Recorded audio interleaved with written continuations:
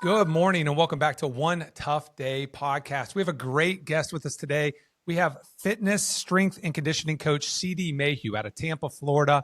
This is someone whose passion is fitness. And the reason I felt compelled to have CD on the episode today is because oftentimes as a business leader, as an entrepreneur, your life gets chaotic, right? And things become a struggle and there's only so many hours in a day. So oftentimes one of the first things that gets neglected, and I know I neglected mine in my mid-20s when I was really busy, is our health. And the reality is it's probably one of the most important things that we need to focus on. So I asked CD to join us today. He's been someone that's been a big part of my life and developing my fitness nutritional routines over the last probably decade plus and helping get me back on track. So I thought he would be a great resource because he's a little different than sometimes what you see in the fitness world, which is the meathead who, nothing against those guys. We love the meatheads too, right? But you walk into a gym and they're just like, push more weight. CD's got more of a mental approach to fitness and the way that he approaches it, where it's very intelligent, it's very direct, it's very strategic. It starts with the nutritional stuff. It adds in the fitness, mobility, all those different components. So it was a great fit for me. And I feel like for the same reason, a lot of his information is going to be a great fit for our listeners today. So a little bit of a long intro there, but without further ado, I want to welcome CD Mayhew to the episode. And D, why don't you go ahead and tell them a little bit more about you and what you do down there in Tampa? Yeah, absolutely. Yeah, thank you for that intro, by the way. And also, you look really good. So you've been taking good care of yourself. I haven't seen you in person in a while, but whatever you're doing is working. So kudos to you. I appreciate it, man. It's not easy. And, once you get over 40, and I know you're getting closer, it gets harder and harder. Mm-hmm. Well, what I'm currently doing now in Florida is I'm a strength and conditioning coach for high school athletes, prepping them for college, obviously. But when it's for college, it's not just to be an athlete. A lot of athletes in high school, they don't even know if they want to go into college and be an athlete. It's more about prepping them with leadership, mindset, habits, prepping them for whatever it is they do after college, going into college, whether they're just going to school, maybe they go into the trades, maybe they want to start a business. It's really building you from the inside out. Anybody can make a meal plan. AI now can make a meal plan, so you can do that. You can follow a workout, but it's more about the soft skills and the intangibles. So I always say, your talent will take you places your character can't keep you.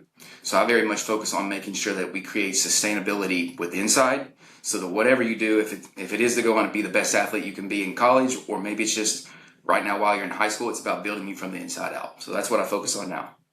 That's awesome, man. And I think that you're definitely filling a void within the industry. And we'll talk a little bit more about how you're right. You hit on a couple of things that I wanted to get into today, like the AI nutritional plan making, the fitness plan. But I think you would agree with me. And again, I don't want to spoil it because we're going to talk more about it later. But I still don't think it hits the nail on the head. I think it gives you something as a baseline, but I don't think it's as good as having an individual coach, someone who knows you on a personal level, who understands your mentality, your approach, your strengths, weaknesses as an individual, and can help play to those strengths and mitigate those weaknesses. So, and we'll talk about how having someone like you in their life might help to close those gaps. But tell us a little bit about your background, CD. Obviously, an athlete growing up and then transitioned into a college athlete, and then really started to develop your passion for fitness and understanding how you can help others impact their life in a positive way.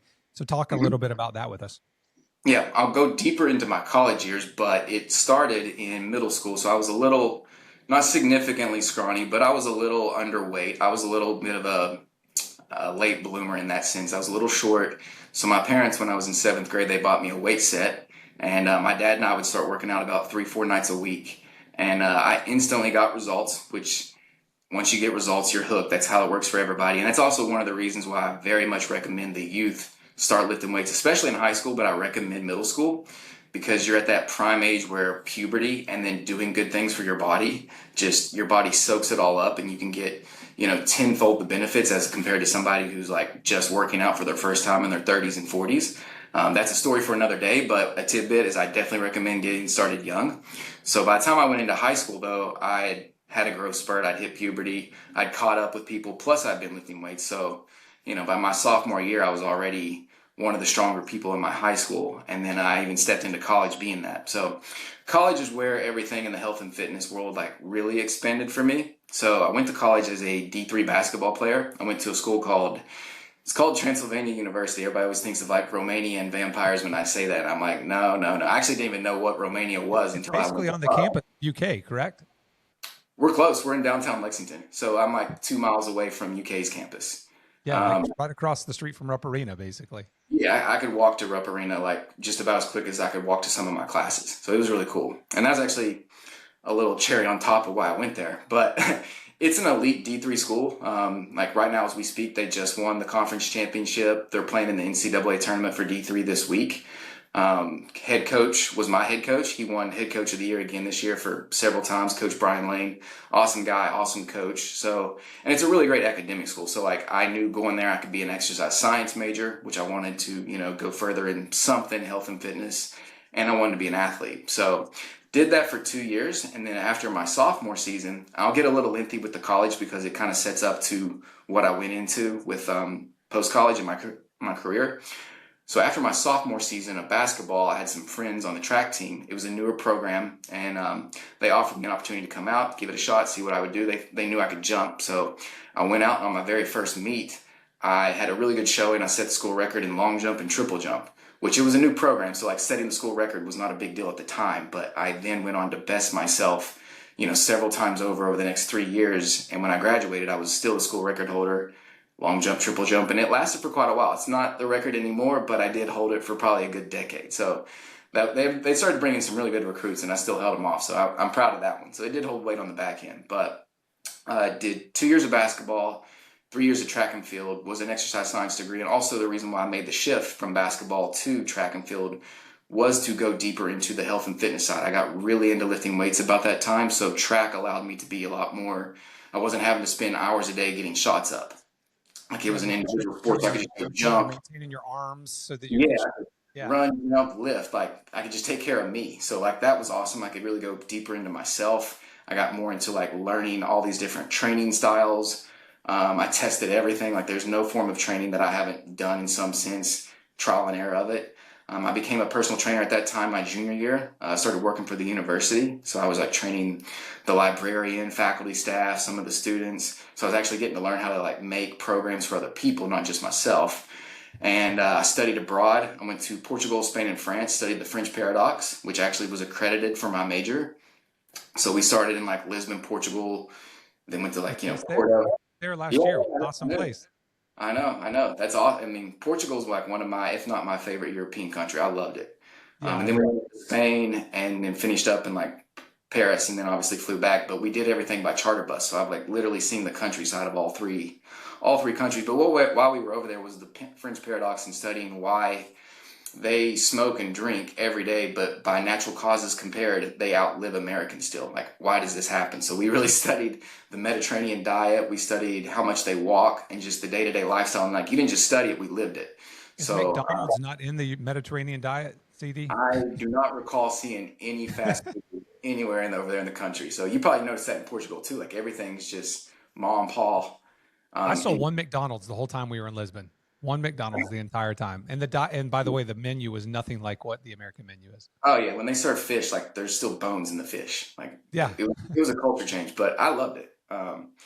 So yeah, again, boots to the ground. We were really learning like the new diets of like what actually is longevity, health, that type of thing. And I don't necessarily think that everything they do is better than us. Certainly not the smoking and drinking every day, but just certain elements of the Mediterranean diet that we could kind of bring over here. And I actually could even feed into my clients to this day. But studied that and then actually did a really great internship. Had more time, again, being an independent or an individual sport. I had more time, so I went and did a internship at a very elite health and fitness strength and conditioning coach facility in Lexington. I was training athletes from middle school lacrosse to collegiate football players, and this is all still while I'm in college, right? And then after college, went to the London Olympics and got to get some really good experiences with that. So when I stepped out of college at 22, I had 5 varsity letters of playing collegiate sports. I had the degree. I had hands-on working with athletes, hands-on working with general population of my school. I had been to 4 European countries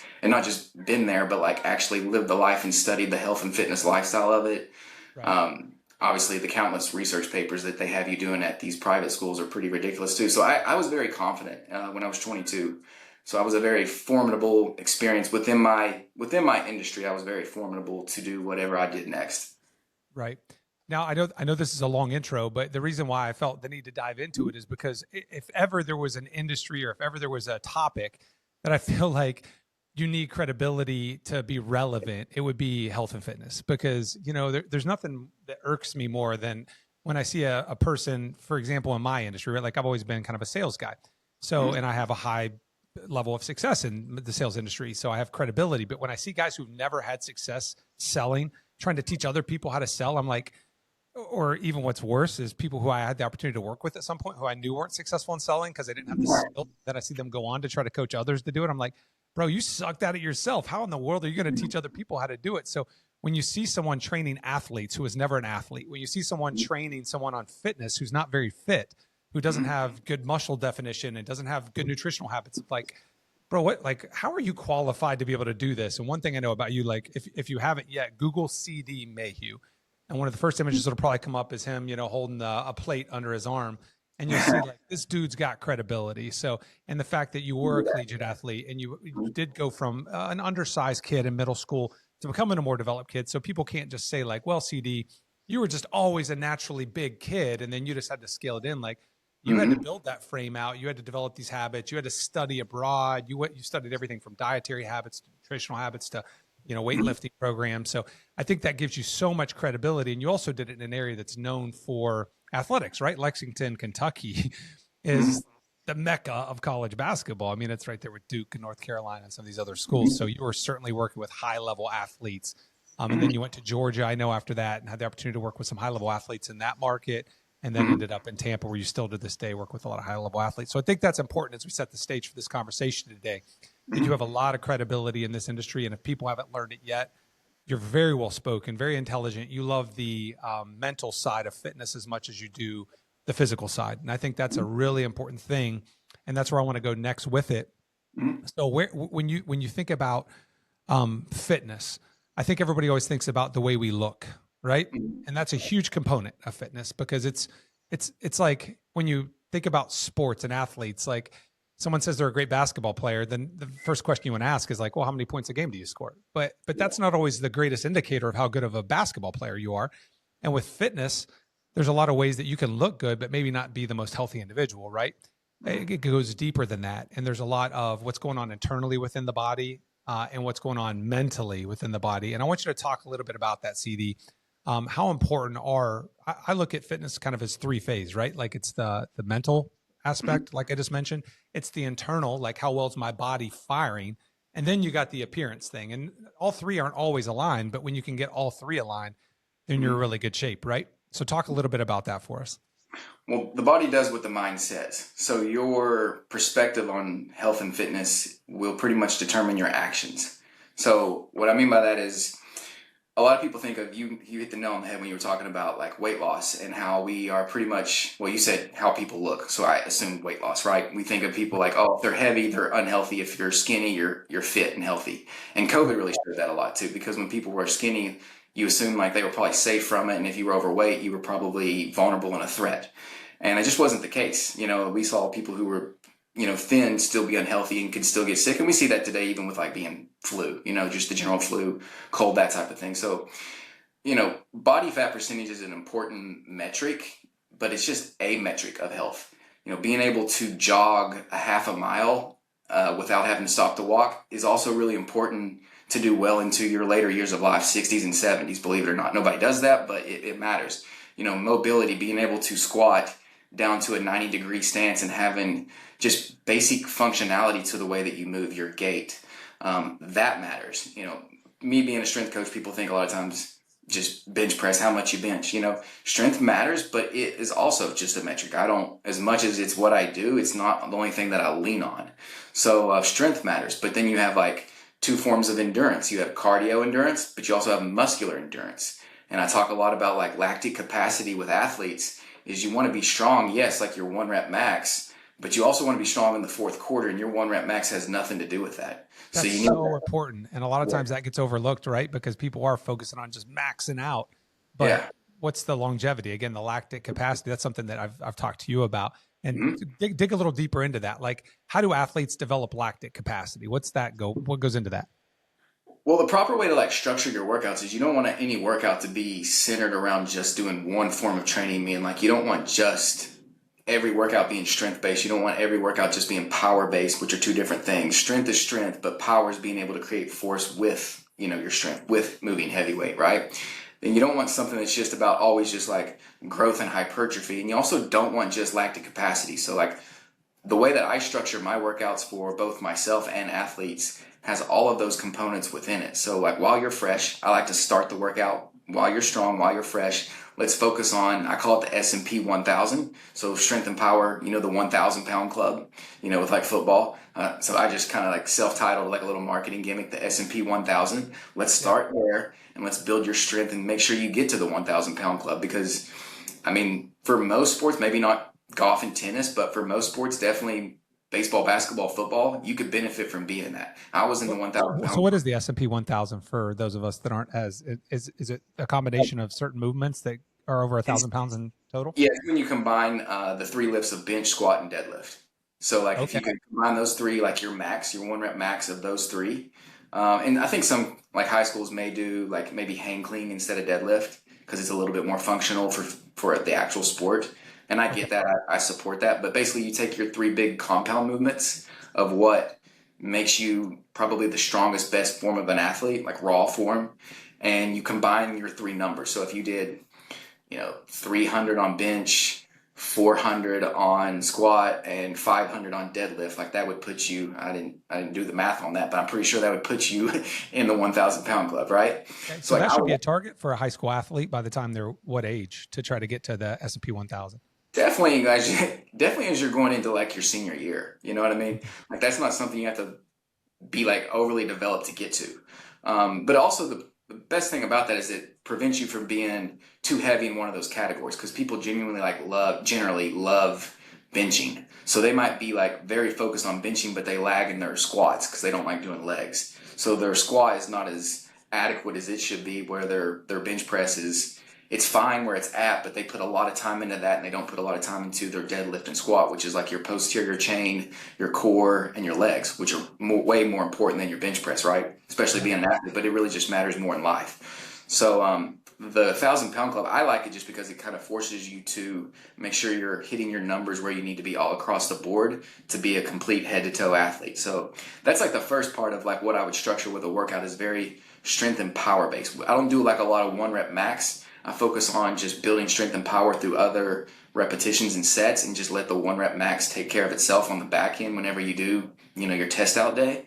In the middle of the workout is more just growth. Don't spend a ton of time doing that, but it's just muscular growth. It's just getting genuinely bigger, better, faster. And then the end, after you're fatigued, we're still going to try to push semi to moderate heavy weight when you're in like that 8 to 10, 8 to 12 rep range, and you're being very explosive with it. So you're fatigued, but you're still pushing yourself. You're not doing like reps of 30, just kind of trying to burn out. You're trying to burn out with like 8 reps, 10 reps. And that's just like the finisher to your workout. So by the end of the day, you've hit every form of your muscle fiber, because you have, type 1 muscle fibers, you have type 2 muscle fibers. You want to break all of that up.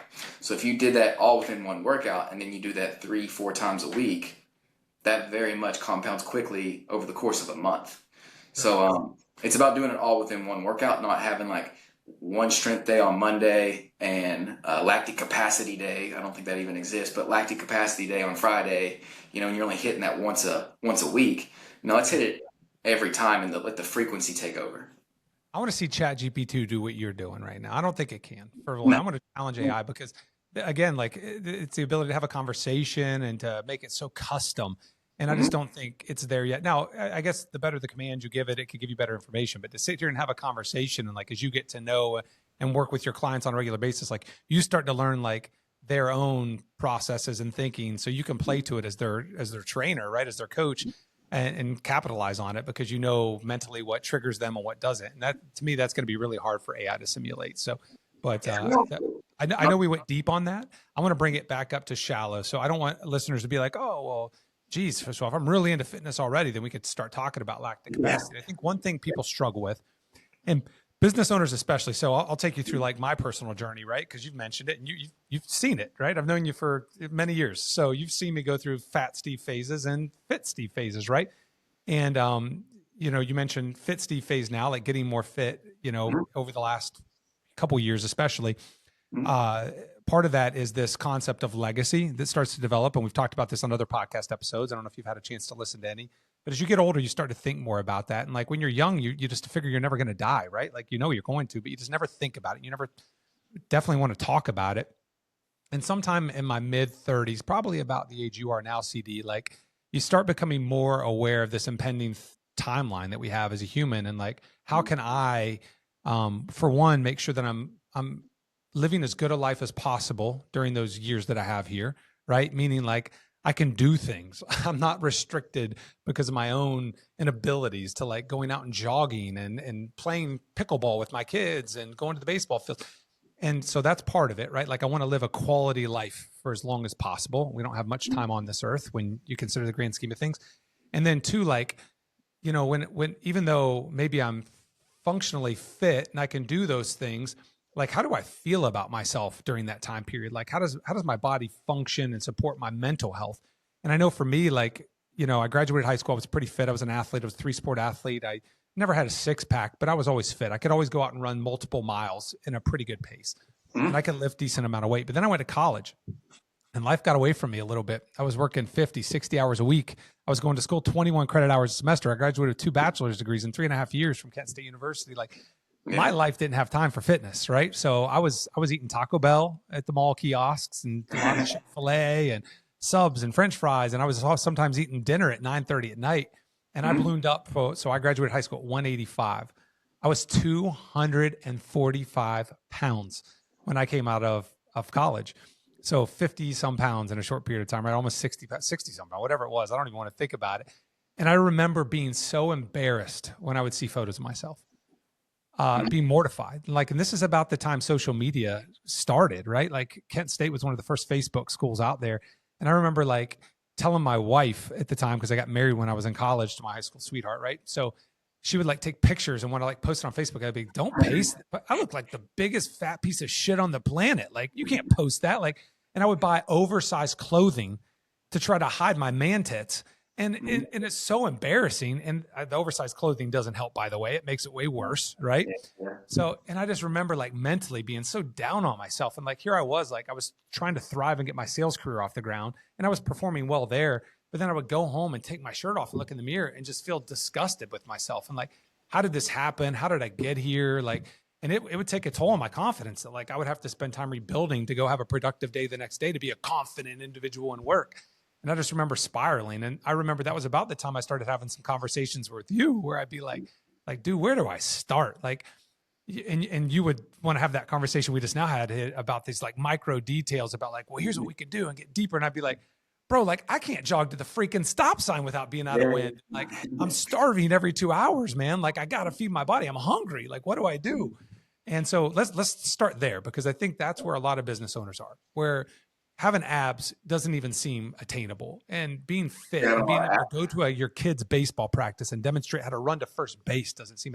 I go to baseball fields and I see dads having to sit on buckets and coach practice 3/4 of the practice because they can't get off. And for them, it's like, well, Steve, it's too late. I'm 30 years old. Like my knees hurt when I run. I can't run. And I'm hungry all the time. And I have a busy lifestyle. So I got to eat Baconators for dinner because I don't have a choice. I'm too busy. Let's start there. Break it down for me, CD. If someone is overweight and they're struggling mentally and they're struggling physically, like a lot of business leaders, entrepreneurs, and they know I only have so many hours in the day because I can't sacrifice what I give to my business, right? I can't sacrifice what I give to my coworkers, my employees, my wife, my kids. Like, where do I start? Well, the first thing is if you feel like, and this is not about you and your past back in your 20s, this is to like me speaking, I think you can relate to what I'm speaking to now. But this is to every high performer, every business professional, every just working professional. If your health and fitness feels like you're changing hats throughout the day, so there's like one side of you that's putting your effort into your body and your health, and the other side of you is putting your effort into your business, your family, whatever the other things that you do are. If that feels like you're changing hats, then that's the problem. Because like health and fitness, work-life balance, it's not really a balance, it's more a synergy. So like health and fitness should, I love that, by the way, augment what you do. Like if you feel like it's a chore and it pulls you away from the other things that you need to be doing, then you're doing it wrong. So like we have to like individually break down like what a person's doing wrong. So there's not like an umbrella answer to this, But the first thing that I would tell anybody is if you don't feel like what you do at the gym or what you do for physical activity, if the way that you eat, if that's not enhancing your career, then you're doing it wrong. Like, it should make you better at your job, not just because you look better, but your cognitive function, your energy, your sleep patterns, you'll notice like your mental health, you'll notice your anger, like you're just a more Yes. calm person. You're not so reactive, you're more proactive. And also like the habits that it takes to be successful with keeping yourself together, health and fitness wise, they all are transferable to all the habits that you need to be successful in sales or running a business or leading a sales team or just being a mom and a dad. Everything is transferable. It should not be changing hats. So if it's enhancing, great. That's what I see from people who tend to make this sustainable is they see is like going to the gym is like a critical part of their day. It's like brushing their teeth. Like, I need to do this before I do my next thing, or else my next thing won't be as successful. You So, CD, I want to stop there for a minute because you are so right. And I mm, don't know why it took me 15 years of being an adult to learn this, but it's so true. And the reality is, like you said, synergy, and I circled that word and I focused on it because it mm, does all go together. And I think that's where the breakdown occurs because you can approach it one of two ways, where it's all interconnected. And for me to be good here, I have to be good there, right? And I think mm, that's the right approach. But I think I get guilty of times, like natural tendency of a human being is when we don't want to do something, we can talk ourselves out of it. The challenge of being a high performing individual is typically you have the ability to convince yourself of anything you want, right? So if I want to be really successful in business, I have to have this unwavering confidence that a lot of athletes and business leaders, entrepreneurs share that I can do anything I put my mind to, right? mm, Now, there's limitations that I was never going to play in the NBA, even though I loved basketball because I can't jump over a dollar bill, right? And I'm just not, I don't have it. But within reason, I have an unwavering confidence in myself and my abilities.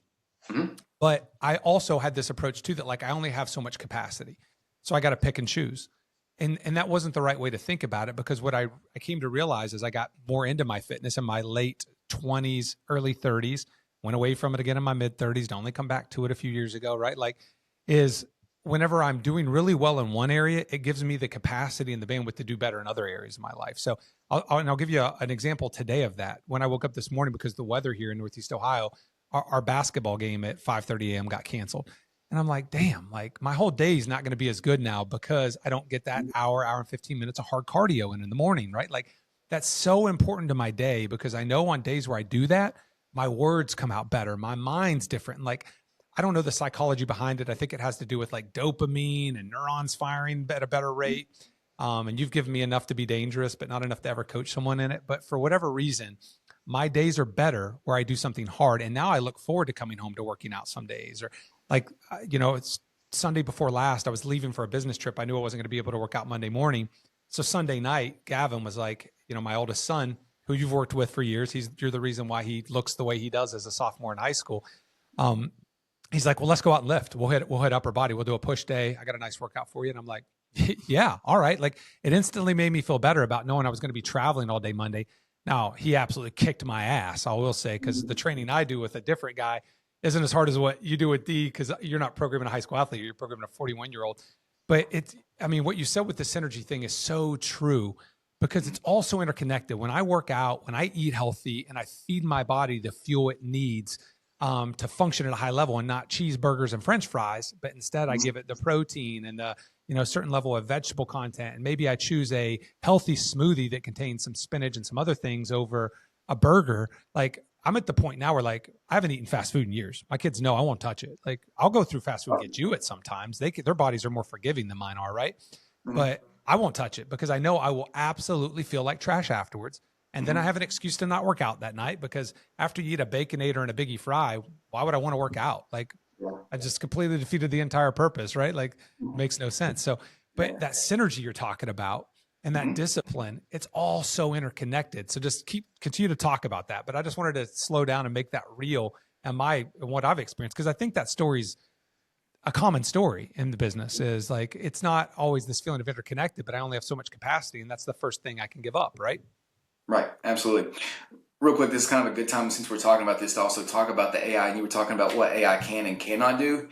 It's these types of conversations that we'll probably never get from AI, even if it's capable of it. What we humans like work best with is like having relatability. So like in your case, you run a business, you have 3 kids. There'll never be a piece of AI that's ran a business and has 3 kids. So if it gives you health advice, you're not going to be gravitated to it because it's like you don't know what it feels like to wake up and be tired, maybe didn't sleep that well, maybe have stress from personal things going on.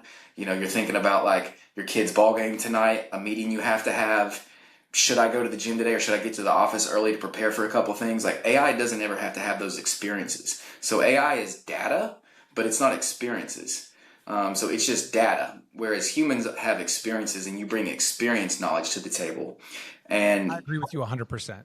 yeah, AI is so cold. Like it gives you the advice and you're like, all right, it's just cold, you know? exactly. Exactly. It is handy for some like task work that you don't want to do, but at the end of the day, this is always going to be a relational thing, and a lot of times health and fitness is a relational thing with you and yourself. But when we're talking about like habits, I've mentioned the word habits on here, but I don't really talk a lot of habits with like clients or even myself. I use the word standards because really your habits are just a reflection of Like your that. standards. So like if you want to improve your habits, don't focus on that. Just focus on improving your standards because if you think about everybody has like some area of their life that they do well in. Maybe it's parenting, maybe it's in business, maybe it's in sales, maybe it's health and fitness, maybe it's just nurturing relationships with friends and family. Whatever it is that you do well at it because you have a process for a standard for how things have to be done. So like it's easy to have good habits when you have high standards. So you mentioned like you don't eat fast food. That's also something that I also do because it's a standard that I've set for myself that I don't do this. I have like the standard of I don't eat fast food. That doesn't mean I don't eat like junk food, but when I do, it's strategic, it's planned, and it's usually from like an independent, mom and pop restaurant. It's got higher quality ingredients. I planned it out in forecasted it days in advance. I didn't just swing through the drive-through spontaneously. So like that's the next 2 things is I never do anything spontaneous, no matter what it is, no matter how tasty it looks. I make sure that everything that I do is strategically and synergistically a part of the plan that I'm moving towards. Did it meet your minimum standard? It meets my minimum standard. And then also the next thing is I always want to assess each situation that I live by the code of never taking a back step. And that's really like how people get ahead is it's not that they found a way to sprint. It's that they found a way to never take a back step. If you just took like a little step forward every day and on a bad day you just held the line, then you'll get to where you want to go much quicker than the guy who starts and stops. It's like so many of these business professionals, what they're doing is just cleaning up the mess from the last 2 days. You know what I mean? So it's like the next 2 days we're cleaning up the last 2 days, and then we get a little momentum, and then we're cleaning up a mess again, and we're How just do you ever get ahead?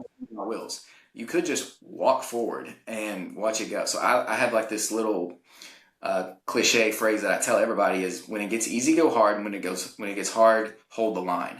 And that means like when it's easy, like on the days where nothing distracts what you were trying to do, go extra hard. Meal prep for the next few days. Get a few extra sets and reps in at the gym.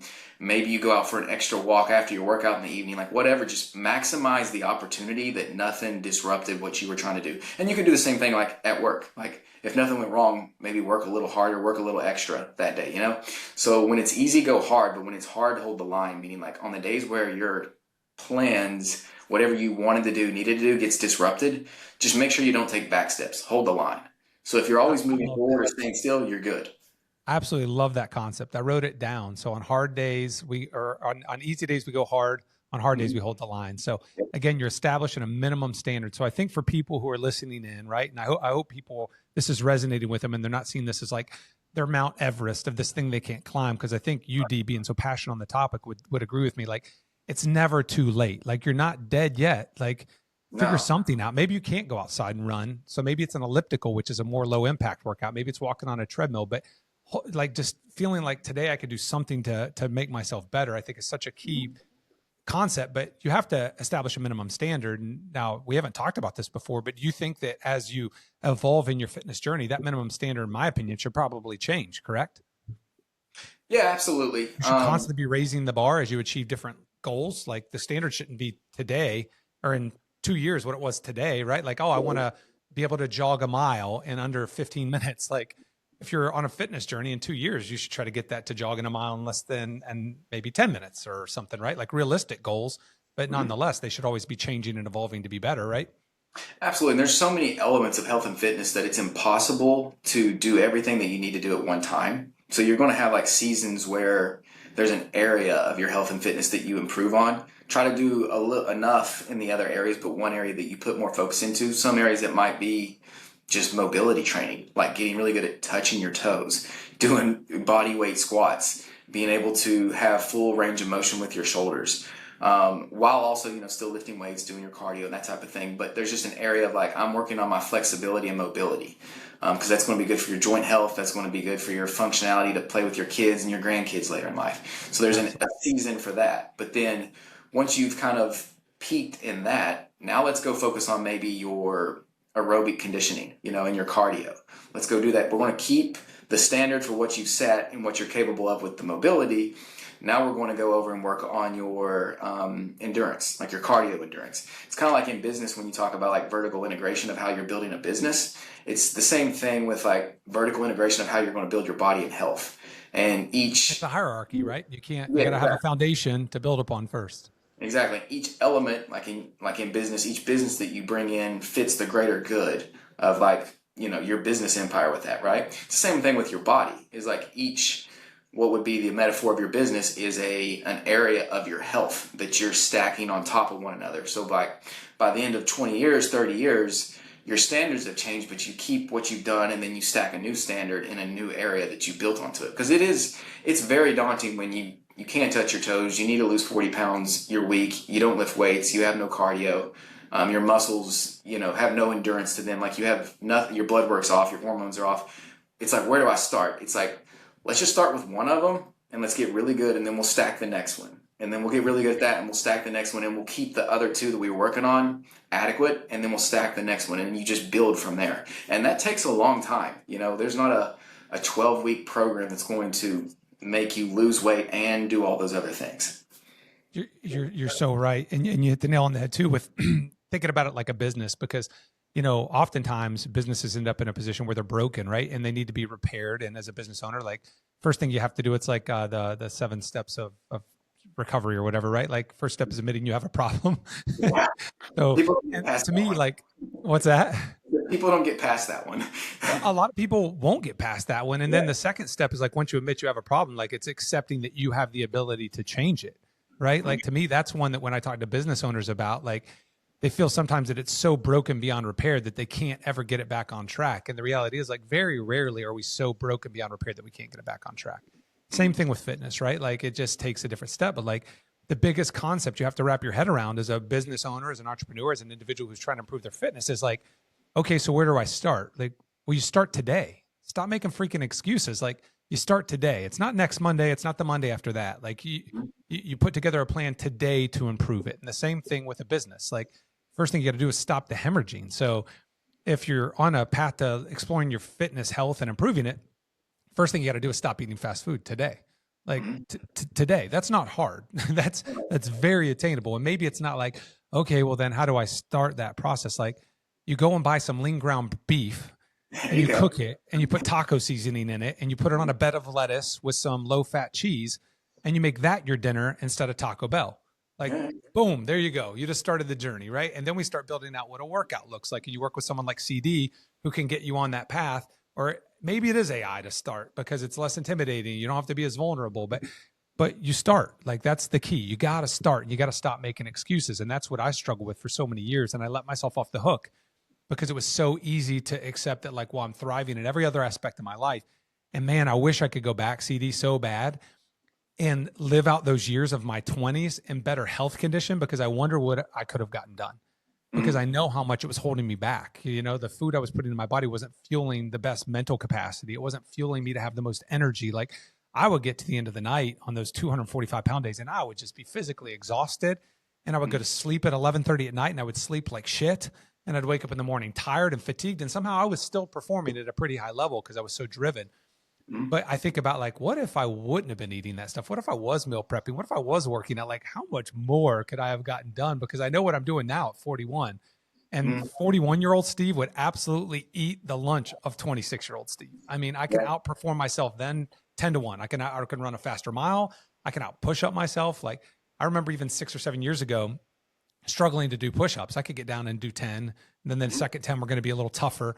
The third 10, I'm probably going to have to take some breaks. Like, you want me to drop and give you I beat Gavin the other day in a push-up contest, like I could drop right now and pump out 50 without coming up, like no problem. And that mentally like supports the business side of things too, that like, I'm so confident in my abilities, and it's not a vanity thing. I think that's where some people struggle with it too. Like, well, I don't care what I look like. Like, it's not about that. It's about making sure the body, that synergy you talked about earlier, that everything's firing synergistically together to support what you want to be in your lifestyle.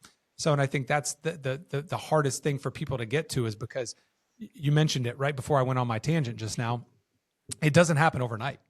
You set these really regimented fitness goals and you have these expectations and you can work your tail off, right? Like, and if you're really overweight, it's easier to drop quick weight, right? Because you retain a lot of water weight, and that first 15, 20 pounds might just fall off. Whereas if you're someone who maybe is just trying to make small improvements, you're already not overweight, but you're not very fit. Like, you might not see that huge drop in weight. So you work really, really hard for 2 weeks, 3 weeks, 4 weeks, and you lose 3 pounds and you don't see any changes in the mirror. And the natural instinct, I think, of someone is to say, like, this is all for naught, right? Like, I'm working my tail off. I'm going to bed tired. I'm waking up sore, and I just don't see the changes. And maybe I don't even feel the changes just yet. So how to talk a little bit about that as a strength and conditioning fitness coach? Like, what do I do on those days, CD? Sure. There's two big things with that. So number one is you always want to be 100% committed to your plan. So you always want to fulfill 100% of the plan. Let's just say, like, if you were my client, you were working with me, I would expect you to do 100% of the plan every single day. But the plan does not always ask you every single day to give 100% effort. Some days you do. The easy days, you go hard. Like, that's 100% of the effort. But there are some days where the plan says, hold the line. Like, just do the bare minimum. Just do the foundational stuff. Don't take back steps, like I mentioned. So it's not always 100% effort every day. It's 100% doing the plan, committed to the plan. So once you have that mind shift, that mind shift of, I'm going to do what's asked of me today, but what's asked of me is to just move the needle or not let the needle take a back step. So that's the mindset side of things. Then when we're talking about like routine and whatnot, I don't like the word routine, or I mean, you can use the word routine. It's good to have a routine. It's good to have a plan of like what you should do. But what you need to be successful, what you need to have to be successful, is you need systems around that routine. So instead of having a routine, you need systems. So when this happens, I do this. In this scenario, I do this, because especially if you're a high performer, especially when you own a business. It's a plan, right? It's no different than having like a standard operating process in business. Exactly. Like, you have a plan and then you have a fallback plan when that plan doesn't work. Exactly. Because like, if you're successful, if you're doing something of any sort with your life is going to give you a curveball almost on a daily basis. Like, you recognize like the good days because they're few and far between, where something didn't derail you a little bit, So you need to have a system for every situation you step into consistently, or just may step into here and there that you would prevent you from derailing you. So it's more about systems that keep you on track and moving forward, rather than having the perfect routine, because the perfect routine inevitably is going to get its curveballs, and the more success you have, the more curveballs you're going to get. So systems over routine, standards over habits. I push with that hard, and then being 100% committed to the plan, not always giving 100% effort. Some days, yes, some days it's 50%, and we're just moving forward. So one thing I preach in our businesses, and I preach it when I coach young athletes, right? I mean, we're talking third graders up through fifth, sixth, seventh graders, is progress, not perfection. Perfection's unattainable and you'll always end up disappointed, but progress is very attainable, right? So how do we focus on becoming better today than we were yesterday? And if you can live through that mantra, then you'll find that you're not as disappointed, because when you face disappointment, you oftentimes get discouraged and lower the standard, right? That standard that we talked about earlier. So how do I constantly stay motivated? And I think it's by setting attainable goals and by focusing on progress towards those attainable goals. Do you agree with that? Oh yeah, absolutely. Absolutely. I think another thing too is to realize you're not the only person, whatever you're being challenged with that day, you're not the only person on earth that's being challenged with that. A lot of times you're like, I'm the only person on earth that's hungry and I see no other option besides this Taco Bell right now. Yeah, I don't think that, but like, I know that could be a thing, right? Where I'm the only person that's working these crazy hours. I don't see how I could overcome, eating healthier and getting, in shape and making fitness a part of my like weekly routine of some sense. Like, we always think like this is only happening to me mindset, when the truth is like the overwhelming majority of people are going through what you're going through. You're not, special. This is what we all have to deal with in some form or fashion. It may look a little different, but the root of it is the same thing. When I was in the beginning kind of getting lengthy with my college description, I did so because it kind of set up how I transitioned into my career initially. So like I work with athletes now, and that's like what I'm most passionate about. But I originally started working out with just general population. So after college, I left almost immediately, moved to Atlanta, Georgia, and I moved Alpharetta, Georgia specifically. It's like a northern suburb. And I was working for a gym called Lifetime Fitness. It's like the country club of health and fitness. Very affluent area. It's like when I moved there, Alpharetta was the fourth best suburb in America to live in. Johns Creek, which neighbors it, just got voted the #1 place in America to live last year. So it's a really nice area. A lot of celebrities, entertainers, pro athletes, successful business owners, the school systems, the crime, everything. It's right where it needs to be. So the people that would show up had very high standards for a lot of areas of their life. But if I trained 10 people in a day, 8 out of the 10 would have the same issue. It may be minor tweaks to it, but they had the same issue with what was holding them up or kept tripping them up. And I could learn pattern recognition really quickly. And that's how I started to learn how to develop these systems. Because even though like my lifestyle is a little bit different than maybe an HVAC, somebody who works in the trades or something like that, or doing some type of sales job in and out of their car, they're constantly traveling, or maybe it's a nurse who works shift work. We might live different lifestyles, but there's pattern recognition to your issue of what trips you up, and it's the same thing of this person who works 9 to 5. I see the same pattern recognition, so I can create a system that would work for this person, and it would also work for you when you're at 3 a.m. in the morning working your shift as a nurse. You know what I mean? So pattern recognition and building systems around that's where I learned that, and I can compound that later into my career. So the reason why I gave a lengthy response to my college career was because I did everything. Like, yes, I did, deep into the athletic side of things, but I also did deep into longevity, health, nutrition.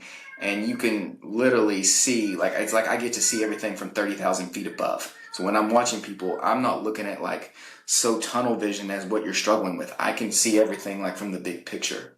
Yeah, I think that is what makes you such a dynamic individual and seemed like the perfect candidate for this podcast. So I'm glad you took the time to kind of build that out for people, because you have worked with the general public. You've worked with business owners and entrepreneurs. You've worked with young athletes like Gavin since 8th grade, helping to build out him to what he's become, right? And lots of others besides him. You've worked with, professional athletes. So it does make you a pretty useful resource when it comes to this podcast. So that's why I got excited when I was like, the more I talk to business owners, I see the struggle. And there's another guy who I know, I consider him a business colleague. He owns a business out west. And I see where he went through this transformation in his 40s, where he was, overweight and not fit and, smoking a lot of cigarettes and stuff. And he's made a major transformation where now he's running, I think they call them ultra marathons, and just what it's done for him in his life. And he'll tell you like every aspect of his life is better now. It's not a vanity thing again. And I think that's one thing we allow ourselves off the hook with, CD, is that, sometimes we'll say like, well, I don't care if I ever have 6-pack abs. That's not important to me. Okay, but you can't walk to the mailbox without being out of breath, brother. Like, you got to own that, right? Like, and one thing that I became really cognizant of, because, I got pretty fit in my early 30s. Then we had our last kid, Maverick. And right after he was born, like, got back into some bad habits again and saw some change in my body. Now, my panic weight has become like 210. Like, if I see myself push to 210 again, I'm like, oh shit, nope, not happening. I'm not doing this again. I know how hard it was to go from 245 to 200. So I will never do this again. But probably last year kind of sounded the alarm as I was approaching 210 again. I'm back down to like 190 now, which is where I feel good. If I, 185 with a little more lean, I'm putting on some mass as my focus right this moment. But it's so easy again to let yourself off the hook. But the one thing that keeps me accountable is my kids. And when I start packing on a little bit of weight, like, my kids will call me out on it immediately. Like, I think they think sometimes like it's just funny, and it's, like, that'll get the joke. Like, oh, like Gavin will fire a shot at me. Like, I'll be going to get in the hot tub. He'll be like, geez, man, boobs. And I'll be like, like, I'll laugh. And then I'll be like super insecure about it because I'm like, the thing that settles in the back of my head that makes me so insecure about it is example. Like, well, what kind of example am I setting for my 3 boys? Like, I live in this house where like my wife's very fit. She focuses on her fitness. That's always been important to her. And she's a small individual to begin with. And then I got my 3 boys are all very fit. They're very active. They eat relatively healthy. And main thing is like they're just producing so much testosterone and dopamine that they could stay really fit at that age, as long as they don't develop some really bad habits, which we don't have bad habits as a household. So it becomes harder for them to have them as individuals, right? But when I look at my three boys, I think like I don't want to be a bad example to them. I shouldn't be the male, the alpha of the home who's in the worst shape. Like Mhm. how back to what we talked about earlier, CD, like how credible does that make me to them when I want to hold them accountable to things? When I say like, Gavin, did you lift today? And then he looks at me like, who are you, fatty, over there eating your Cheetos, watching whatever? Like that, I can't allow that to become me. But when I come home after a bad day and they see me go jog a couple miles to blow off steam and then hit the weight room and they now join me. And that's one of the favorite things I love, man. I love working out with my kids. I love when like just last week, Travis is like, can I jog with you? I'm like, yeah, we're just going to do a couple miles, moderate pace, but we could talk. And I got to leave my headphones at home so him and I could jog and talk. Like, I'm like, I'm loving life at this point, right? And I love that I get to do that with him. I love that I get to set that example for him. And then you think about like what that does for me mentally to go to work the next day and carry that mentality with me. And that like it synergy, man, you hit the nail on the head, CD. Like it just creates this natural synergy where like the next day I carry that momentum into my day with me, right? And as a business owner, entrepreneur, father, husband, like come home, go on a walk with my kids, go on a walk with my wife. A lot of times my wife and I'll take the dog for a walk. It's awesome. It's a standard part of our routine when the weather's nice. And I found that like, you know, when I come home and my knees don't hurt, my ankles don't hurt, and I just burn a couple hundred calories by walking with my wife and talking about our days. And we don't get a lot of time without the kids. Like we found a way back to your earlier point of this like standard and just making it all part of this synergy. Like it all supports a healthy lifestyle, but it's also became this snowball rolling down the hill because that time I have alone with her to go on that walk and talk when I'm not out of breath, you know, it also supports a healthier marriage. And I think there's that, you know, concept of physical attraction. Maybe it's not always about, uh, you know, I'm going to be careful how I choose my words here because I know people are going to break them down. You're smiling because you know I'm right, right? Like it's hard to go home and have a physical attraction to someone who's severely out of shape. I mean, it just is what it is. Like screw holding the words back. Like it is what it is, man. If you're fat and out of shape, your spouse is probably struggling with that. Like, how do I develop a physical attraction to have that intimacy with someone who is sloppy and stinks and doesn't take care of themselves? You know, even if they're succeeding at work, like that's a tough play, man. Like I don't care who you are, we can be real, right? Am I right here, D? Effort is attraction. Like you're attracted to someone's looks, but you're also attracted to the effort they put in. So like being sloppy is one thing, but then giving no effort to fix that is the other 50%. You know, like if I see you on the couch just putting down two Chipotle burritos every night, you know, in a six pack while also being sloppy, that is a different look than, yeah, I need to lose some weight, but you see me putting in the effort when I come home from work. I eat this way now. I'm changing my habits. You see me putting in the effort. That is like an instant attraction. You don't have to wait for someone to lose 30 pounds to like be desirable again. Effort is attractive. I agree with you 100%. My wife has always said that. I'm obviously a high strung individual. So even when I was fat, I was always busy. I wasn't always focused on proper nutritional habits and fitness. Mhm. But my wife's always said, like, I've always been the most attracted to you when you're working. Like when you have a shovel in your hands, when you're building something, whenever you're working on a car, like something Mhm. about that, that's like, that activates her. Right. And I think that that's like a primal instinct in people. So to deny it and say like, well, I'm not vain. I'm okay having, you know, being 150 pounds out of shape and overweight. Like Yeah. it's, it's such a dangerous mentality. Like you're letting yourself off the hook for the sake of like, well, I'm just not vain. It doesn't matter to me. Like, yeah, but physically it's taking a toll on you. Mentally it's taking a toll on you. And you need to realize that and stop letting yourself off the hook under this, you know, blanket of like, well, I don't care about having a six pack. Like there's a difference. Like you're not helping to, now here's the thing, man, I could drop dead tomorrow. There's this thing called genetics, right? That play a toll in fitness. And there's just certain things like I could walk out of tomorrow. I could walk out of this door here in a minute and have an aneurysm and die, but I can't control that. My job is to give myself the best odds possible of watching my grandkids grow up, right? I can't control if I have an aneurysm. I can't control if I have a heart attack. I can do things to decrease the chances of me having a cardiovascular event that result in an earlier death than I'd like.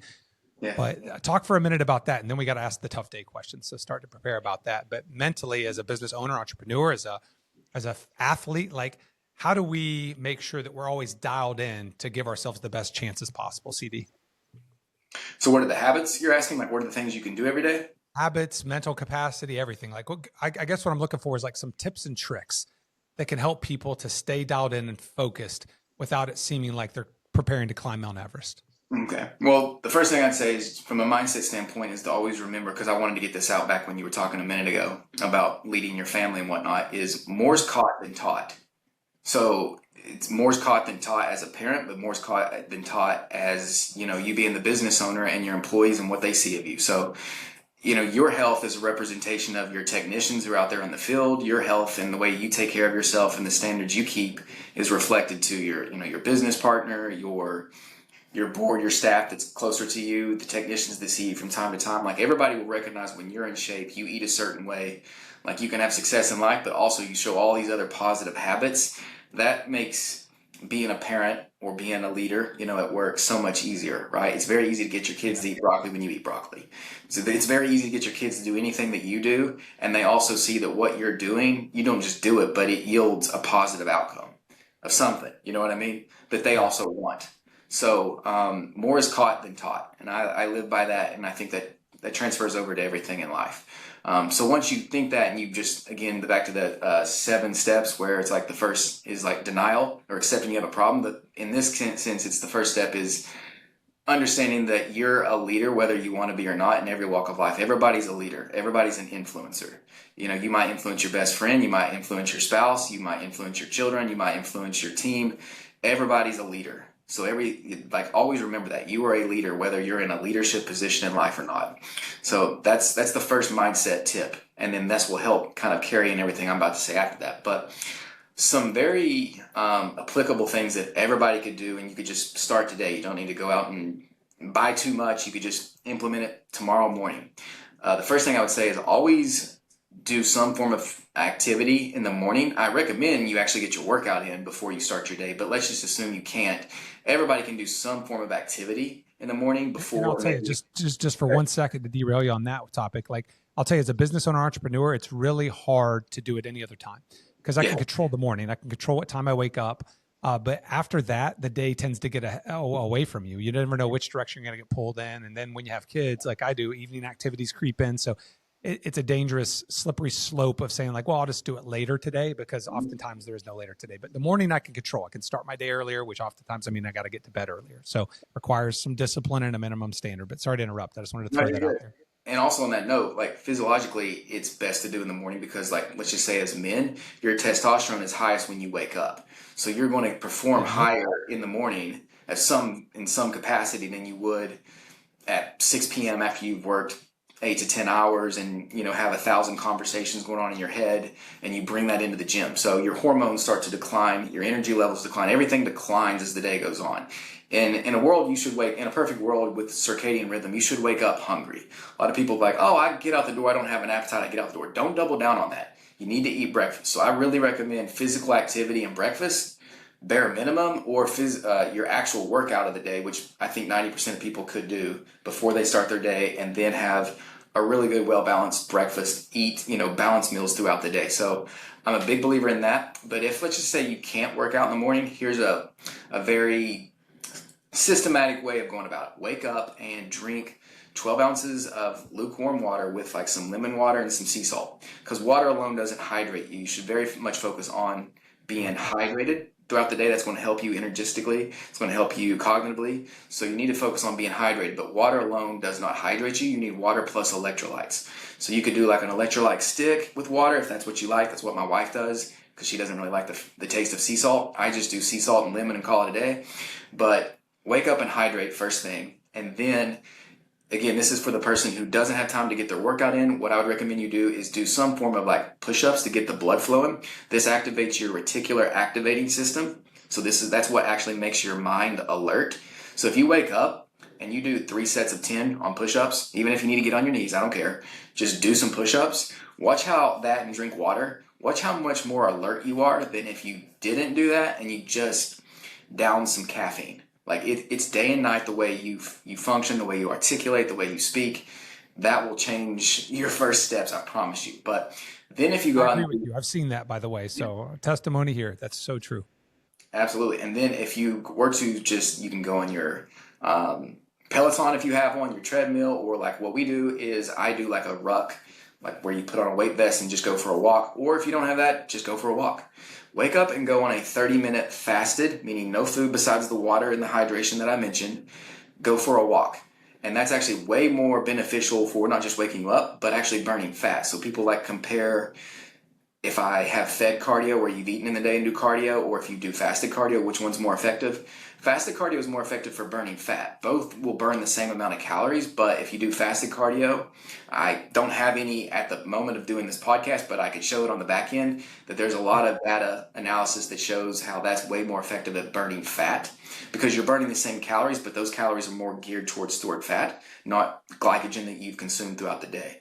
So if nothing else, you've hydrated yourself, you have activated your reticular activating system at this point, and you've done something that burns fat, and you've got your body movement, you have a little bit of cardio in for your heart health, like you've done some good things. And also by doing that, you have a little bit of confidence because you did what you said you were going to do. Like confidence is really just connected to you. It's that wake up and make the bed mentality, right? That speech, wake up every morning and make your bed. And then you've accomplished one important task for the day. And you did what you said you were going to do. You know, like confidence comes from like fulfilling your word to yourself. You know what I mean?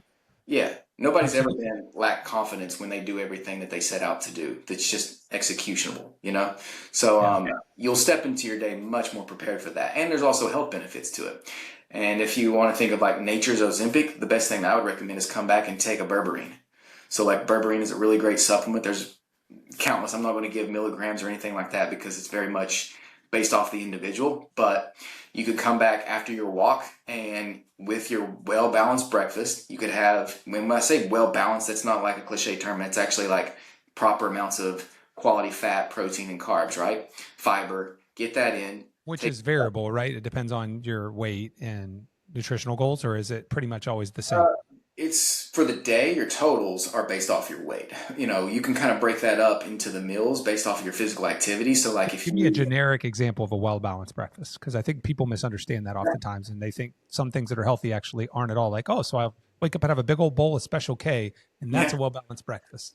Right. That was in 1995, actually. So I go a well-balanced breakfast. This is like something I do is I have like a cup of Greek yogurt with a fourth of a cup measured of walnuts, a lot of benefits in walnuts. And then I'll do like a half a cup of oats and like some berries, like some fresh berries mixed in with that. So like I'm getting fiber from the walnuts and the oats. I'm getting carbs from the oats, obviously. I'm getting protein from the Greek yogurt, a little bit from the walnuts and the oats. So it's like 35 grams of protein. And I'm getting antioxidants from the fruit. Like you're literally checking every box right there. It's a well-balanced meal. And that's coming after your fasted cardio. And it's delicious. Yeah, and it tastes good. Like it's not hard. You gotta throw a little honey on that though. If I'm eating it, I'm throwing a little honey on that. Throw raw honey on it. Yeah, that's perfect. I do that sometimes too. So, or I'll exchange the walnuts and I'll put like 2 tablespoons of peanut butter in like the oats with it and have like peanut butter oats. It's actually my favorite. So I do one of those combinations in the morning. And that's kind of like, you could mimic that with like a lunch that's, let's just say a form of potatoes. It doesn't matter, whatever form of potatoes you like, with a form of red meat, salmon, chicken, whatever meat you like, and some vegetables. So CD, I thought that potatoes were terrible for you, and the only way I can ever get skinny is to never eat a carbohydrate again in my life. Right. Well, the reason why when people lose weight when they cut carbs is because you deplete glycogen. And you cut out an entire food group of like, you have 3 macros, right? Protein, fats, carbs. If you cut one of the 3 out, you just cut out 33% of your food source. So it's like, you're kind of tricking your mind thinking like, initially you will lose weight quickly because you've depleted glycogen. Yeah, you depleted glycogen, you know what I mean? And that makes you look slimmer, makes you feel slimmer. And then that kind of just like stalls out, right? But from that point, and yes, with ketosis, you are burning fat. That's a whole story for another day. But not necessarily making you healthier. It's helping you drop weight fast. Correct. I mean, like a healthy metabolism benefits from all 3. You know, at the end of the day, like a sustainable long-term diet is going to benefit from being able to eat carbs, because if you cut carbs out to lose weight, what are you going to do to make it sustainable? Like, are you never going to eat pizza or pasta ever again with your family? That's the problem I've always had with no carbs, man. Like to develop the concept of like, I'm never allowed to have a cookie again. Like, right. I love cookies though. Like every now and then I want to have one. The key is to not eat them every day. Yeah. Or just like potatoes, like steak and a baked potato is a very well-balanced, healthy meal when you're at a business dinner or on a date, you know, whatever. Just don't get 4 tablespoons of butter and 8 tablespoons of sour cream on that baked potato and you're okay, right? Yeah, exactly. So, I mean, it's not a sustainable way of living. It's not just the health markers. It's just not a sustainable way of living. So if you structure your body to learn how to utilize the food that you eat and not just store it for fat. And that's pretty easy to do when you're physically active. The game becomes really easy and you can kind of manipulate it to your favor from that point. Yeah, for sure. I love this, like, especially when I'm on like my kicks. Like I could talk all day about this stuff because you just gave me like 14 different cheat codes there that I think are extremely useful. So thanks for sharing those free of charge with our listeners. You guys are crazy if you aren't taking some notes here. I know I am. I have an entire page scribbled down of detailed notes here, CD. So thanks for sharing those with me. And I know you're going to give a resource at the end where people can go and start following you for a new thing that you're building out on YouTube. But even though I hate to, I got to start wrapping this thing up, but I do want to know, because I think, people listen to your story and they hear of all the success you had as a high school athlete, collegiate athlete, a personal fitness trainer, and now, working with different athletes in the youth market, which you're just phenomenal at, by the way. You're very well spoken. You have this innate ability to connect well with young athletes. You know how to speak their language. But what I love about like having Gavin work with you, he's worked with you now for, I think, close to 3 years. And I think you use him as kind of an example. What can be done through working with you is you're very well spoken. When you're trying to connect young athletes or any professional to people, like I think a lot about like their credibility as a person. Like I love that. Like you mentioned earlier, like I'll just shoot Gavin a text after I see something where he had a good game or, we communicate often and I like to celebrate his successes and keep him on track. Like that's so awesome when you can attach your young athletes to people who aren't their parents, who have so much credibility and who are well spoken, who I can trust. No, they're not just a good sports trainer, but they're a really good individual who's morally, ethically aligned with you. And I know that you and I definitely share that. So I just want to thank you for being that individual for, my son. And hopefully we can get my other 2 boys in a routine. They're just not at that middle school age where, we don't really want to start pumping iron when they're in 6th and 7th grade because there's still a lot of bone development stuff going on. But as that slows down, like we can focus more on weightlifting, like you mentioned earlier. But I just appreciate you being that resource, man, and being so valuable to him. But I know not every day for you has been good days. I know you well enough to know you've had some really challenging days. Some we probably don't want to talk about on this podcast, but what is a tough day that you can share on this podcast that you felt challenges as an individual that really helped to push you and change the way that you approached your life and your business and the journey that you're on? Well, I appreciate the kind words too, by the way. So I really appreciate that. It does mean a lot. Like everybody, I feel like we all have tough days, and many tough days, especially in business and in your professional career. The one that I would go with that is the closest to my heart and also just the most recent, really, in general, is last year in January, my wife had a miscarriage, which I know those are very, very common and whatnot, but the day before she was set to have her DNC surgery, I actually had a massive panic attack and or anxiety attack, whatever you want to call it. And I'm not somebody that deals with like stress issues, mental health. God bless. I don't deal with anything like that. But it was tough. I didn't know what was going on because I never had anything like that happen to me. So I don't really have anxiety. So I literally thought I was having a heart attack, like I was going to die. And I had to call her to come meet me where I'm at to drive me home because I couldn't even get myself home. We had people coming over to help me. Like my heart rate was like through the roof. I couldn't breathe. It was so scary. And part of it was, yes, because of, the things that were going on with like her and her health and, the surgery that was leading up and having the miscarriage and whatnot. But there was a lot of other things like leading up to my like little life chaoses that had kind of led up to that point too. At that same time, I had just been recently bit by a pit bull. That's a podcast within itself in my calf. So at this time, my wife has had a miscarriage. I got 16 staples in my calf. I can't work out. I had developed some bad standards, habits, we're going to roll with that. Not terrible, but just not good, not up to my normal standards, right? So I was in the worst shape of my life. We'd been through 2 hurricanes that year, record-breaking hurricanes, almost lost everything on the first one. I had other like crazy little unfortunate injuries here and there, knick-knack stuff. My business was kind of at a crossroads, like what I was doing, I knew that there was a different way to do it. I didn't want to completely derail everything that I had been doing, but I wanted to do something different. I wanted to go about it a different way. Yeah. Not just and that's your Maine Coon we can hear in the background chiming in for the cameo appearance. You hear that? Yeah. People wondering. Yeah, that's the cat's name is Batman. He's a Maine Coon, so we apologize for that one. He wants it. I figured he was asking for a shout out, so we would give it to him. Maybe he'll quiet down. So we were going to the vet like every other week with him too. We just adopted him. So like it was just like so much chaos in my life. And like that day, like I was like in the fetal position. I was like a vegetable. Like I was shaking, couldn't eat anything. I couldn't open a pickle jar. Like I was so weak. And you know, up all night, miserable. We had to get up at like 3 o'clock in the morning, and I rallied to get my wife to the hospital. You know, she does her DNC. I get into the waiting room. I'm like back to vegetable mode. I really apologize for the cat, but he gets emotional with this story too, I guess. But I feel like the cat's preventing you from losing control of your emotions right now. So it's good that we have that levity going yeah, on. right. And so then I like rallied to get her home. The surgery went well, and then I was like back to vegetable mode for like 3 4 days, and like it really did like a number on my nervous system for real. And I tell that story to like, let's put a checkpoint at that. If you go back like 5 years on 2020, I started reading the Bible every morning. And I started out just reading Proverbs, like one proverb a day. And then I've, you know, expanded since then. But my favorite proverb at the time was Proverbs 28:1, which is the wicked flee when no one pursues, but the righteous are as bold as a lion.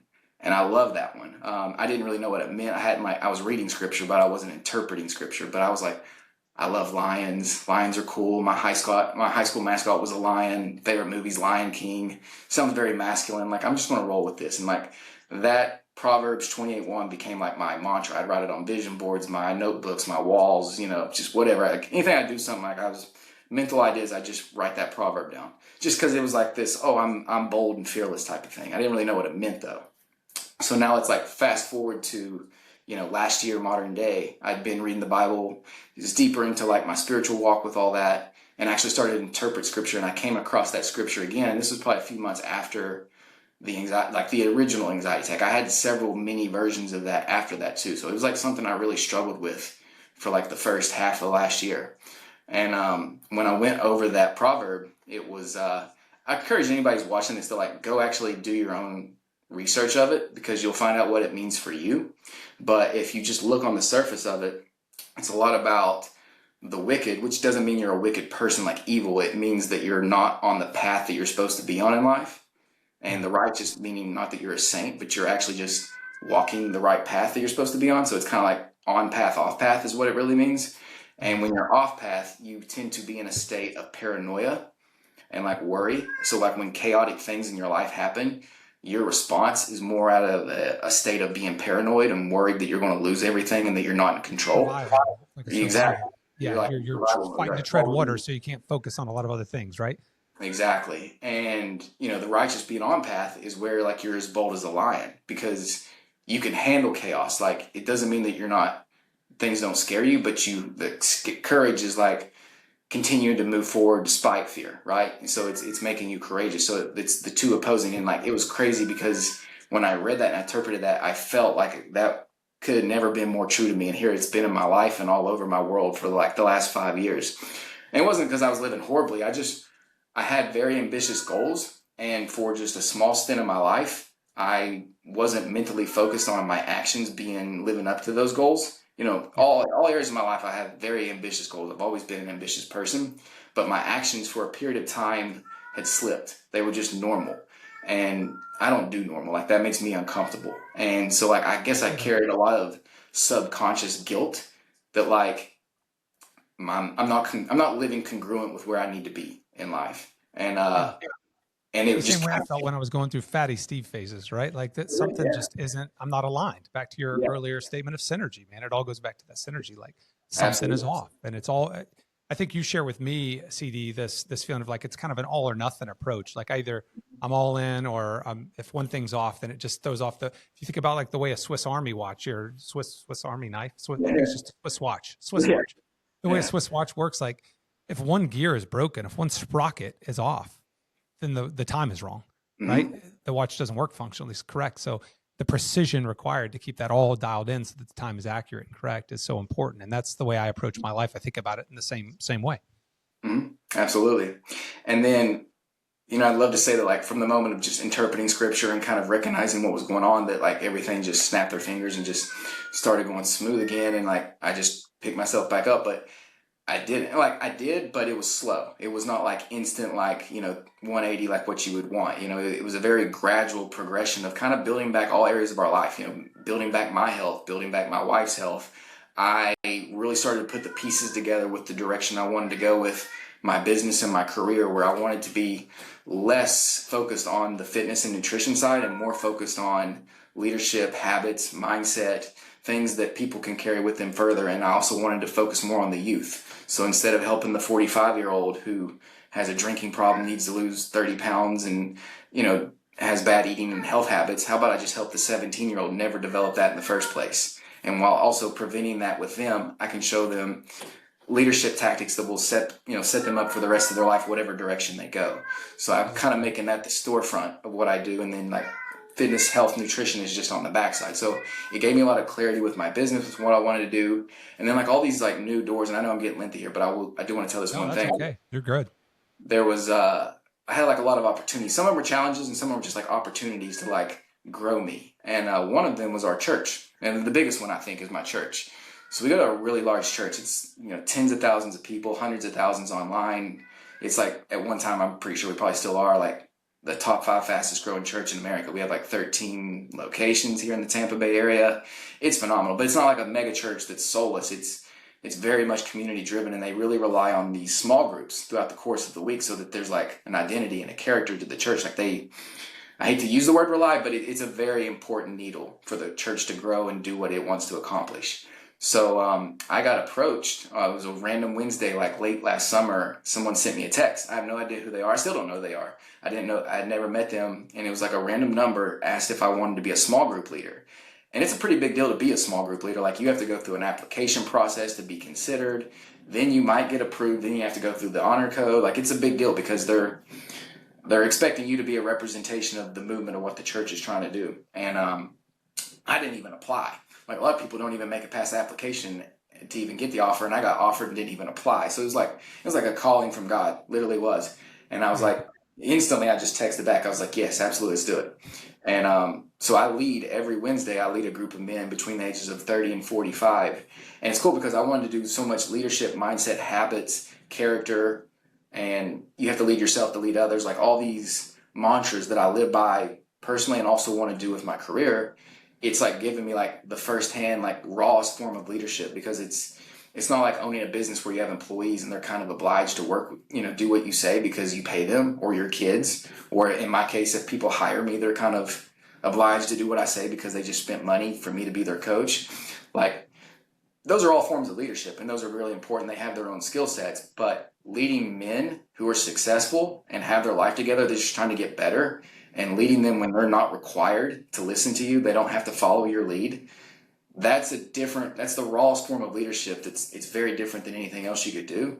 So, I mean, it's like getting them to show up in their busy lives. A lot of them are business owners, they're all successful in some form, but getting them to drive out of their way and go to, the church for an hour and a half every Wednesday, and then lead them in group discussion. And then I lead the group prayer at the end, and I follow the curriculum of the church that they send me on my way to go lead with. I host community events. I just took the guys to a Yankees game on Sunday. I'll be seeing them tomorrow, as we get together on Wednesdays. But, helping them in their like areas of life that have nothing to do with health and fitness, but, true spiritual walk, and also how it transfers into your life of being a leader.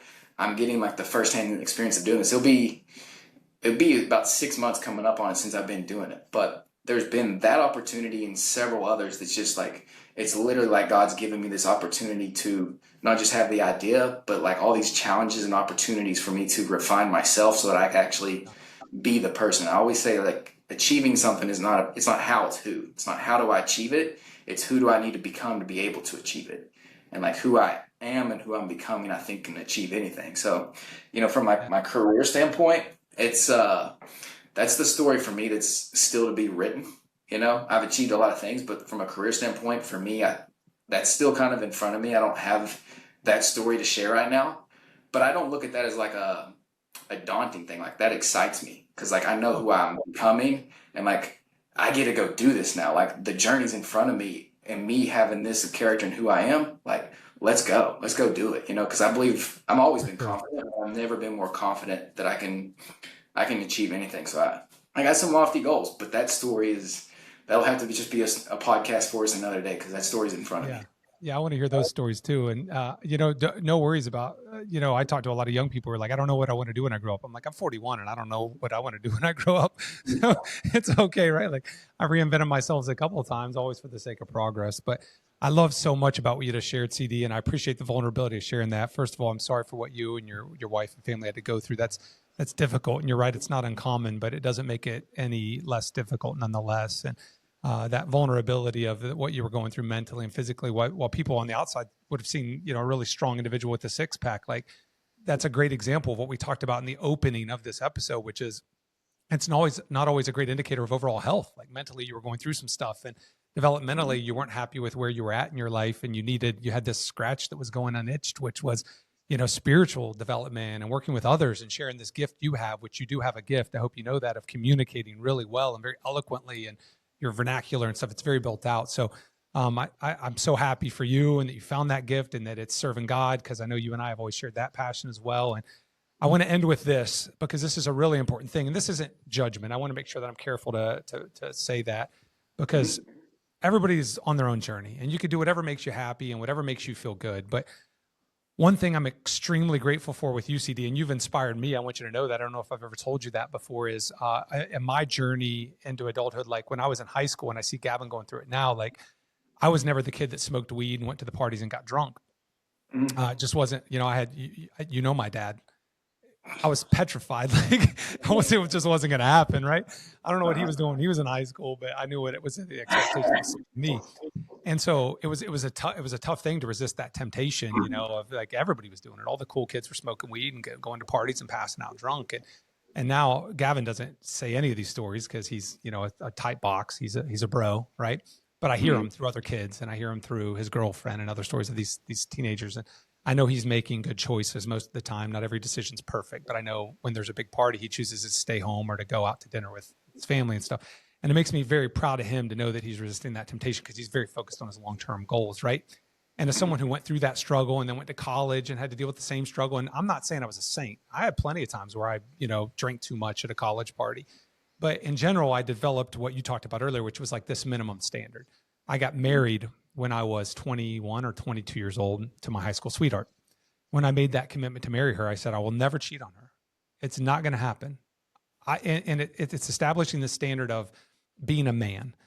And I think this is an important thing, and I'm going to tie it back into how grateful I am for you, because I think you and I share so many commonalities of what we think of as being a man. And I think it's important to say this on this episode, because I think that gets skewed today. In today's reality of like what we see on social media and what's accepted, and people think that like, well, if I'm not, doing the things that I see on TikTok and Instagram and doing the things everybody else is doing, then I'm not cool. And cool isn't always being what I define as a good man, right? Like being cool sometimes might mean cheating on your spouse or on your significant other. Like that doesn't meet my man standard. I think I get along so well with UCD and so many other people who are like-minded, because for me, that's not being a good man. Like to me, being a good man is resisting the temptation. The easy thing to do is to cheat on your spouse. That's easy. You're tempted at all times, man. There's plenty of other people who are willing to cheat. What's hard is resisting that temptation to maintain that commitment I made at 21 years old, that I will never cheat on my spouse, right? And that's my minimum standard. And you know why that's so important to me? Because I knew at some point I was going to have kids, and I don't want them to be cheated on, and I don't want them to be cheaters. So this is a really important thing of establishing this really quality long-term relationship in their lives, this connection with their spouse, that, hey, we're not perfect. We're on the street to progress, constantly trying to be a better spouse. But that minimum standard of I will never cheat on you has to be established. Otherwise, that marriage is never going to be as strong as it can be. And I don't overindulge. I've drank 2 times this year, once at a Christmas party and once at our company celebration for performance. And I've very much kept that within limit. I was the control guy. And that's an important minimum standard to me, that my kids not see me drunk and high and out of control. Because that's an important minimum standard. So I know you share that with me, and it's just these things of like what make a man a man.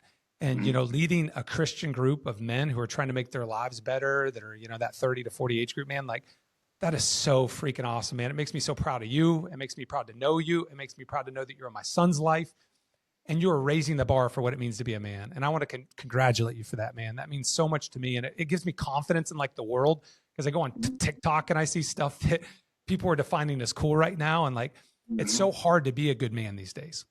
It really is. And like, it gets me misty eyed thinking about it, man, because it's so important to a dad of 3 boys who are fighting this fight. I see it in them when they come home, and I know the decisions they make that aren't always viewed as cool, right? Like, it's viewed as cool. It's cheating on your wife and getting high and getting drunk and being the bro and not giving 2 shits, right? And having no discipline in your life. Like, I don't give a shit. I am who I am, bro. And I'll TikTok it out and I'm cool. And everybody thinks I'm cool because people gravitate to that. It's sad. It's the sad reality of the world is you will probably be more well-liked and be a more enjoyable person to be around when you are that. What's not cool is being the guy who has so much discipline in his life, but you're setting this example. Like, what would the world be in another 10 years if we were all that? In another 20 years, 30 years, like there has to be some minimum standard, like some old school mentality. Like, I love watching old TV shows. My favorite TV show of all time is The Waltons. And I constantly think when I'm watching The Waltons, like, man, the world should have to sit down and watch The Waltons because there's so much about like having respect for other people and respecting their opinions and, having like a commitment to your family core and what it means and the way that we, as men represent manly standards. And I'm not trying to make that like this egotistical, like, oh, beat our chest. And that's not what it's about. It's about, like I said, just having some discipline and standard, which I think is lacking in the world today. And it makes it difficult to raise boys in a world where it's so hard. And, we're fighting the good fight. And I just want to restate as we bring this episode in for a landing here, like, I'm so grateful for you, CD, for being in my kids' lives, man. I hope that we can just continue to grow that through my other kids because you're a dying breed. And I appreciate the wisdom you shared today with our listeners. And I think it's going to really resonate with a lot of people who are going through that same struggle, right? Do I do the cool thing or do I do the thing that I know is better for my family? Because they're not always the same. I don't think they have to be mutually exclusive either. And that's the fight that I fight on a daily basis. And it sounds like you do as well. But I do think that it's really, really important that we constantly are raising the bar, establishing those minimum standards and coming up with these just non-comparable things, right? Like this is something that I will not compromise on. And I think we have to do that in life. Any thoughts on that as we kind of wrap up here? Yeah, I have one big one. I mean, I have many, but I have one big one. And also, thank you so much for everything you said, the kind words and everything. Obviously, I love being a part of your life, your family's life. You have 3 amazing kids. Gotten to really know, obviously your oldest, and he's one of the best kids I've ever met. So I love the relationship we have, and I definitely only want to continue to grow it for sure. So definitely thank you for the kind words. The biggest thing that I would say when we're talking about like being a man, and I agree to the fullest of everything you just said right there. And I could, pull off 1,000 other like ideas and emotions that I would attach to that. Biggest thing when I think about like being a man, and I didn't come up with this, but I believe in it, is from a pastor named Joby Martin. He's down here in Jacksonville, Florida, at the Church of 1122. It's like the fastest growing church in American history. It's phenomenal. You can watch them on YouTube as well. He's a different breed as well. But the thing that he says, what a true man is when you walk into the room, everyone around you feels peace. And the only way that everyone around you can feel peace is if you, A, physically take care of yourself because you can handle a situation that were to occur.